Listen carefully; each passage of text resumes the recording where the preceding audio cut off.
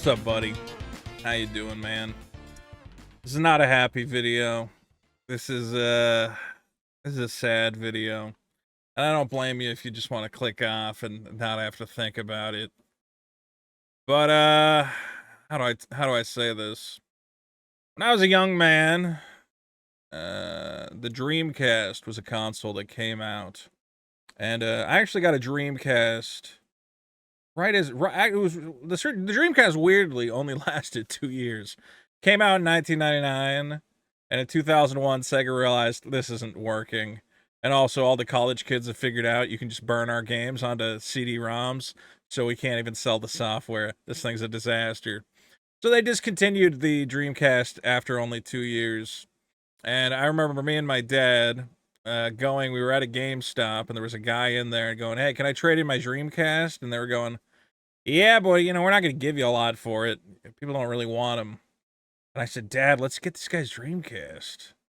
And he's like, "Yeah, okay." So we offered the guy nothing. We got it for a steal. I think it was $50. Had a bunch of games in there. And I still remember it came in like a shitty one of those white plastic grocery store shopping bags. It was crazy. Just something weird about, an entire world of games and fun and excitement just being in a shitty fucking grocery bag. And I took it home and I played it, and I'm not going to say that I had Dead or Alive 2 at the time. I don't remember what games it came with. But the point is, I want to say the Dreamcast was the first console I really started feeling like, I don't know how to explain it. Like, this was a thing I was passionate about, video games. And I did eventually get a copy of Dead or Alive 2. And I think I did do the bug where, well, not bug, there's a thing famously where you can set the age of the player. It says, "How old are you?" And the older you set your age, the more the tits bounce around. I was trying to confirm if that's true. I'm pretty sure that's true. That if you set your age to 99, the boobs bounce around more. I guess the point I'm trying to make is, this was my era of video games. Right here, Dreamcast moving into PlayStation 2. This was when I really started, and it's not just like, yeah, everybody plays video games. I get it. But to me, I was like, there's just something beautiful about all this. The art, the color, the pop art sensibilities. I guess the same way people fall in love with comic books or whatever else, I kind of fell in love with Japanese video games. And among them was, of course, Dead or Alive. I think I even have, I should have pulled it out. I have a little figure from back when I worked at GameStop and Dead or Alive came out on the Xbox. They gave you a little pre-order figure for one of the Dead or Alive games. Still have that figure. Point is, Dead or Alive is a game series that was headed by a very passionate man named Tomonobu Itagaki. And a little bit of the story here. Tecmo, which was a game company that did pretty well during the NES and arcade years.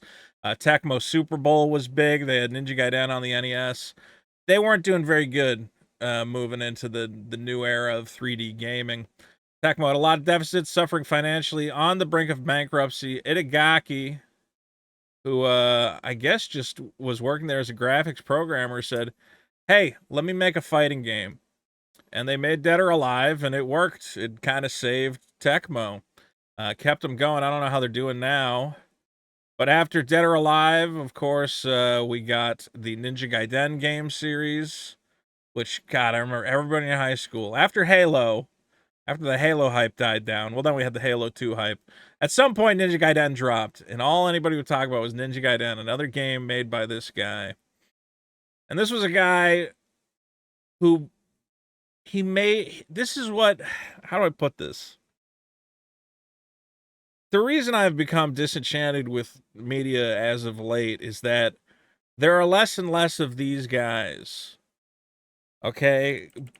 Guys who have this punk rock sensibility, this let's make the games as extreme and fun and crazy and out there and sexy and cool. Like, real fucking badass guys. Now, I'm sure in real life this guy's a nerdy programmer hanging out behind a computer, but the point is he knew what he wanted. This was who he wanted to be, because this was the kind of games he was making. This is what we all want deep down. We all want to be a badass when you play these video games. We want to be the badass in the leather jacket with the samurai sword, cutting up millions of guys and getting the girl and getting the very sexy girl. Again, I'll go back to Dead or Alive. Every time they kick, you see a little bit of that butt. This was a guy who made games back when, you know, when you were allowed to make games like this. And I won't get too much into the politics of it. Well, unfortunately for him, he did have a falling out. He left Tecmo, claiming he was, and they treated him badly. At one point, he said the game's not done, and his manager stole it and put it out without his approval. Then they weren't paying him his bonuses. He left Tecmo.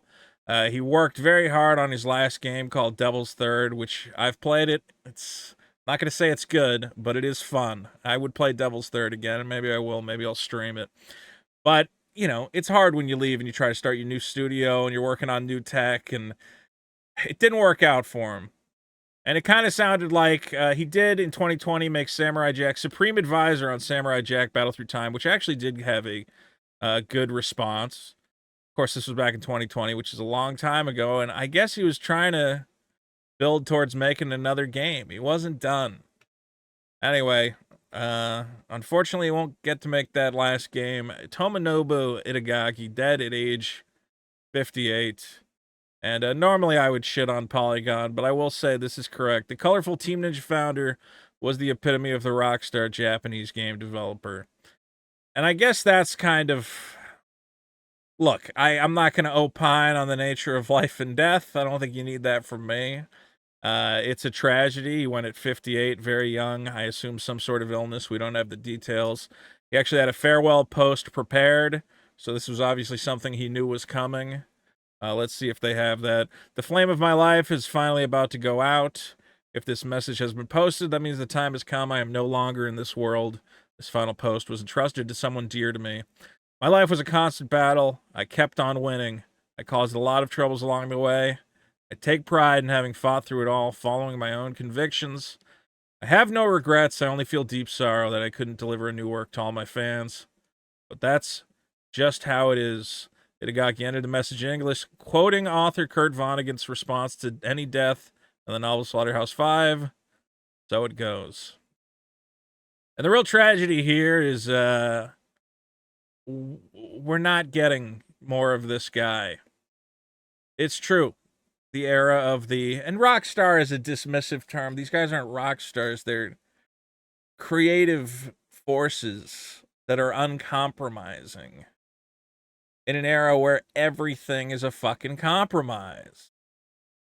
I mean, my God, I think the reason that we have a whole generation that's falling out of love with media, less people going to the movies, less people watching TV, everyone just scrolling on their phones, is because you go to the movie and you no longer feel like there's any willpower behind what you watch. You feel like, oh, the Marvel committee got together and they just, I don't know, made this committee this paint by numbers movie that means nothing, and they focus tested it into the ground, and they got sensitivity readers to take out all the edgy bits, and what you're left with means nothing.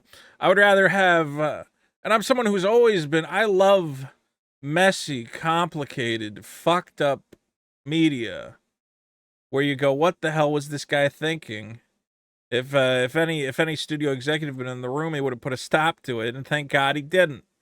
Thank God he pushed through and he made it happen. And I think that's what a lot of our best art comes from, is not compromising, not watering down, going, no, look, I'm making a beach volleyball game. I don't care. Everyone's going to have huge tits bouncing around. I don't give a shit if it pisses off. And people, let's be clear, I remember people were pissed off about this, and they still are. There were parents groups going, how could they put this filth on here? This is pornography on the Xbox. And he said, I don't fucking care. It's cool. It's fun. Fuck you. And now we have an entire wave of censorship. They won't even put these games on the Xbox and the PlayStation anymore. And if they do, they're censored. You can look it up. So I don't know how. Now I'm going to go off on a tangent. I'm hoping now we're entering an era where these tools to create are becoming available. And I hate to say it, AI is going to help a lot. AI is going to help a lot with guys who are of limited means being able to put together a project that, let's be clear, the mainstream would say, no, you can't fucking make that. That's nuts. That's crazy. I know a lot of you guys don't like AI. You say it hurts artists. Okay, it's gonna create artists as well, and hopefully, it's gonna. It's hard to explain what it's gonna be, but you should be excited about it. It's gonna empower more people than it defeats. Yes, there's gonna be a lot of slop and a lot of garbage, but when you push through all that, there's gonna be some weird, wacky fucking shit. Hopefully, made by guys like this. Okay, because imagine how many of these guys are out there right now with crazy fucking ideas. And hopefully they're going to be empowered to bring them to life because the mainstream refuses to do it. The mainstream just cowers. Keeps making fucking shit. I saw they rebooted The Office. It's like a limp dick fucking reboot of and I'm like, what's the point? You won't let them make any jokes about anything that matters. Anything sensitive, you'll go, you're not allowed to talk about that. So, I guess the tragedy is, in a perfect world, this guy would be alive and making 1,000,000 video games. But instead he's dead. And I'm playing Spider-Man 2 right now, and I just did a mission where I had to help a gay kid propose to his lover. And again, I'm not even opposed to that, but when I go through that, I no longer can see some sort of vision, you know? It would be one thing if the game was made by like a guy who's like, man, like a gay guy is like, hey, if I'm making the Spider-Man game, there's gonna be a fucking mission where you gotta help a gay kid get laid. I'd go, okay. But it doesn't feel like that. It kind of feels like, oh, we should put, some stuff in there and then we'll win some diversity points. And, then we'll get a couple extra points on Polygon when they review us for being diverse. It all feels weird and fake and focusless. Like there's nothing behind the eyes, You want there to be somebody there who's pushing this stuff forward, who actually cares about it. And unfortunately, anytime you get one of those guys, they end up dying young for some fucking reason. So, R.I.P. Tomonobu Itagaki.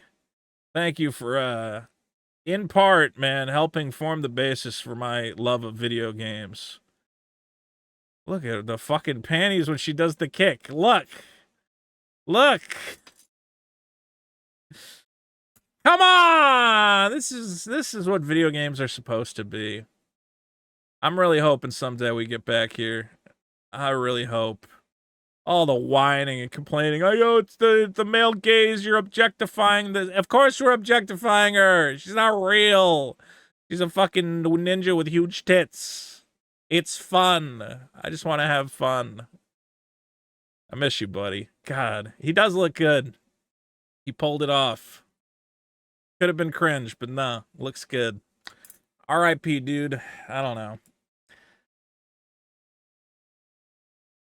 I miss like 20 years ago. We had a lot more fun 20 years ago. We'll see.